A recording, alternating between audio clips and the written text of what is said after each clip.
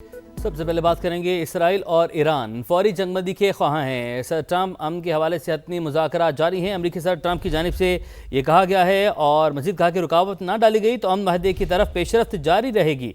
हतमी माहदे तक आपने हुरमस की नाकाबंदी जारी रहेगी। अमरीकी सदर की जानिब से सोशल मीडिया पर पैगाम जारी किया गया है। उन्होंने कहा कि इसराइल और ईरान फौरी जंगबंदी के ख्वाह हैं और अमन के हवाले से हतमी मुज़ाकरात जारी हैं।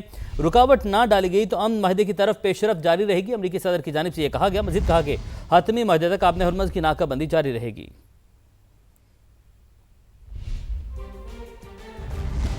मशरिक़ वस्ता में जारी गैर यकीनी सूरत हाल और बढ़ते हुए जंगी खदशात, इराक, शाम और ईरान में फ़ज़ाई ऑपरेशन शदीद मुतासिर। मुख्तलिफ ममालिक की जानिब से जारी नोटिस के मुताबिक इराक और शाम ने अपनी फ़ज़ाई हदूद बंद कर दी हैं। ईरान ने भी अपनी मगरबी फ़ज़ाई हदूद में परवाज़ों पर पाबंदियाँ आयद कर दी हैं। जावेद असगर हमारे साथ मौजूद हैं, मालूमात हासिल करते हैं। जावेद बताएगा क्या नोटिस में जारी किया गया, क्या बताया गया है?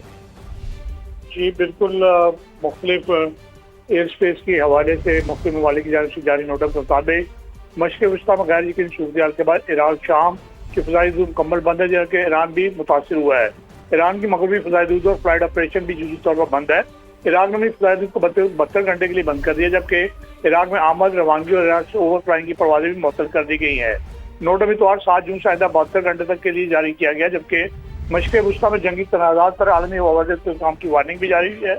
जिस अखबार ने कोई शाम में भी फ़ज़ाई हदूद से ओवर फ्लाइंग बंद कर दी, जबकि दमिश्क और बगदाद एयरपोर्ट से रात 10 बजे से परवाजें बंद हैं। ईरान अपनी मगरबी फ़ज़ाई हदूद को गैर मुय्यना मुद्दत के लिए भी बंद कर रखा है, जबकि तेहरान के इमाम ख़ुमैनी एयरपोर्ट समेत कई शहरों में फ़ज़ाई ऑपरेशन भी शदीद मुतासिर है। आपने अपडेट किया, आपका बहुत शुक्रिया।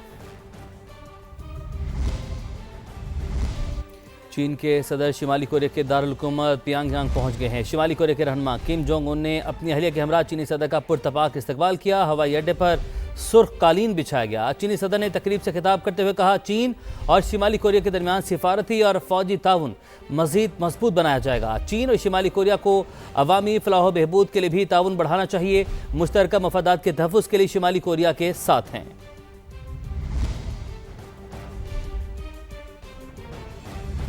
अब आपको बताएं, पंजाब असम्बली की पब्लिक अकाउंट्स कमेटी 1 भावलपुर में 22,000 एकड़ पर मुबैना तौर पर गैर कानूनी हाउसिंग सोसाइटी पर बरहम। कमेटी ने सूबे भर में नाजायज़ और गैर कानूनी हाउसिंग सोसाइटी की तफसील तलब कर ली है। अब्बास नकवी से मालूमात हासिल करते हैं। अब्बास बताइएगा। जी देखिए, पंजाब असम्बली में पब्लिक अकाउंट कमेटी 1 का इजलास हुआ। सदारत chairman public account committee Iftikhar Hussain Chhachhar ने की। इस मौके पर PEC 1 ने भावलपुर में 22,000 एकड़ पर मुबैना तौर पर गैर कानूनी हाउसिंग सोसाइटी होने पर बरहमी का इजहार किया। तहरीक इंसाफ दौर में 2022-2023 के दौरान महकमा SNGAD के ऑडिट पैराज भी ज़ेर गौर आए। इस मौके पर कमेटी को पूरे पंजाब में नाजायज़ और गैर कानूनी हाउसिंग सोसाइटी की तफसील पेश करने का हुक्म दिया गया है। इस मौके पर उनका कहना था कि हुकूमत के अहकाम के बाद काबजीन के खिलाफ क्या कार्रवाई हुई, इस हवाले से बताया जाए। कमेटी को जवाब दिया जाए कि इत्तला होने के बावजूद मुतल्लिका कमिश्नर और DC कमेटी में क्यों पेश नहीं हुए। तमाम मुतल्लिका अफसरान 2 दिन बाद पेश होकर जवाब दें। वो आज के इजलास में क्यों शरीक नहीं हुए, इस हवाले से भी आगाह किया जाए। इसके साथ उनका ये भी कहना था कि 22,000 एकड़ पर ब्राउन लैंड डिक्लेयर किए बगैर कैसे सोसाइटी बनी, इसकी रिपोर्ट पेश की जाए। इस पैरे के अलावा भी तमाम पंजाब में मौजूद गैर कानूनी सोसाइटी की तफसील भी शेयर की जाए। ठीक है, आपने अपडेट किया, आपका बहुत शुक्रिया। इस्लामाबाद से खबर है, ताजिर रहनुमा FBI पर बरस पड़े, कारकर्दगी पर भी तनकीद की गई। FBI ताजिरों को ब्लैकमेल करने में मुलविस है और ब्लैकमेलिंग की वजह से कई ताजिर रिटर्न फाइल नहीं कर रहे। काशिफ चौधरी का ऐसा कहना है। मजीद कहा कि हुक्मरान कहते हैं 1.25 करोड़ ताजिर टैक्स अदा नहीं करते। ताजिर बिजली के बिलों पर 10% टैक्स अदा कर रहे हैं और ताजिर रहनुमा FBI पर बरस पड़े हैं और FBI की कारकर्दगी पर शदीद तनकीद की गई। और ताजिर रहनुमा काशिफ चौधरी ने कहा कि FBI ताजिरों को ब्लैकमेल करने में मुलविस है। ब्लैकमेलिंग की वजह से कई ताजिर रिटर्न फाइल नहीं कर रहे।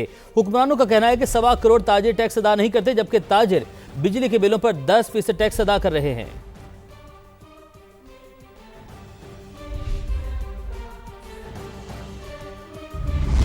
पाकिस्तान रेलवे की एक बार फिर प्राइवेट सेक्टर के ताउन से ट्रेनें चलाने की कोशिश। रेलवे ने मेन लाइन और ब्रांच लाइनों पर चलने वाली 15 ट्रेनों को आउटसोर्स करने का फैसला कर लिया है। सालिक नवाज से मालूमात हासिल करते हैं। सालिक बताइएगा।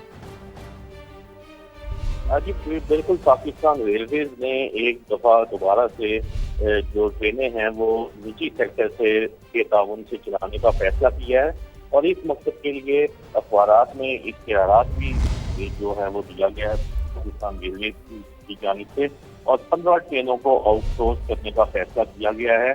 इनकी जो नीलामी है वो 16 जून को रेलवे हेडक्वार्टर लाहौर में होगी ओपन नीलामी के जरिए 15 ट्रेनें जो हैं वो आउटसोर्स की जाएंगी। इन ट्रेनों में कराची एक्सप्रेस, मिलत एक्सप्रेस, रीड एक्सप्रेस, बहाउद्दीन किकरी एक्सप्रेस समेत दीगर जो ट्रेनें हैं वो शामिल हैं। जी बहुत शुक्रिया आपका।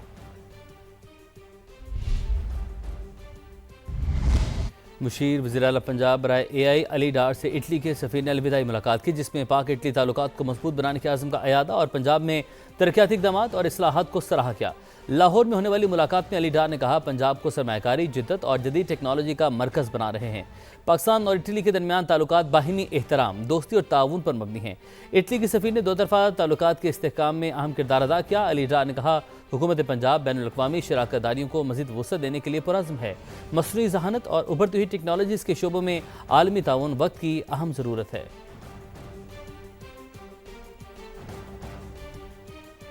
बेनज़ीर इनकम सपोर्ट प्रोग्राम की चेयरपर्सन रुबीना खालिद कहती हैं, BISP दुनिया के सबसे बड़े समाजी तहफ़्फ़ुज़ के प्रोग्राम्स में शामिल है जो 1 करोड़ से ज़ायद ख़ानदानों की माली मुआवरत कर रहा है। प्रोग्राम के खिलाफ गलत मालूमात फैलाने वाले मनफी प्रोपेगेंडे से बाज रहें। बराए मेहरबानी इस बात को नोट फरमा लें कि data Benazir income support programme का ही पूरे मुल्क में इस्तेमाल किया जाता है। ये बहुत अहम बात है। जितनी इस वक्त सब्सिडीज़ दी जा रही हैं, जो माली इमदाद दी जा रही है, इसी प्रोग्राम के डेटा के तहत दी जा रही है। जिन प्रोग्रामों को आलमी इदारे और तरक्याती शराकतदार इदारे जिनकी तारीफ़ कर रहे हैं, सराह रहे हैं, उन्हीं पर मुल्क के अंदर सियासी बुनियादों पर तनकीद की जाती है। इस प्रोग्राम को बराए मेहरबानी मुबर्रा रखें, क्योंकि ये प्रोग्राम सियासत से, लसानी बुनियाद से, सूबाइयत से, कौम परस्ती से, मज़हब से बालातर है। विफाकी बजट में सिंध के माली हिस्से में कोई कमी नहीं आएगी, सिंध को उसका पूरा हिस्सा मिलेगा। गवर्नर सिंध निहाल हाशमी की गुफ्तगू, कहा, सिंध को उसके हक से कोई महरूम नहीं कर सकता। डिस्ट्रीब्यूशन ऑफ वेल्थ है या जो भी यहाँ पे बजट पे होता है, वो ये भी क्रेडिट जाता है मोहम्मद नवाज शरीफ साहब को कि 1991 में उन्होंने नेशनल फाइनेंस कमीशन को राइज किया और वो आगे बढ़ रहा है चीज़ें बहुत तेज़ी से। इसी तरह वाटर अकॉर्ड भी उनके दौर में हुआ था। तो जमा रखें, जमा खातिर रखें, जो सिंध का हिस्सा है हर हिस्सा उसको एक एक पाई मिलेगा। मैं आपके साथ खड़ा हूँ और मैं इंशाल्लाह बजट सेशन में भी जाऊँगा। जो भी सिंध का हिस्सा है उससे कोई उसे महरूम नहीं कर सकता और ना करेगा। पंजाब के 8 अजला में गंदम बरामदगी के लिए ग्रैंड ऑपरेशन। हसास इदारों और सरकारी महकमों ने 8 अजला को गैर कानूनी गंदम का डंपिंग पॉइंट करार दे दिया। लिया, खानेवाल, भावलनगर, हाफिजाबाद, नारोवाल, गुजरांवाला, झंग और चिन्योट में लाखों टन गंदम की गैर कानूनी स्टोरेज का इंकशाफ। DG फूड पंजाब का नारोवाल की तहसील में छापा, गंदम के 1,20,000 थैले बरामद कर लिए।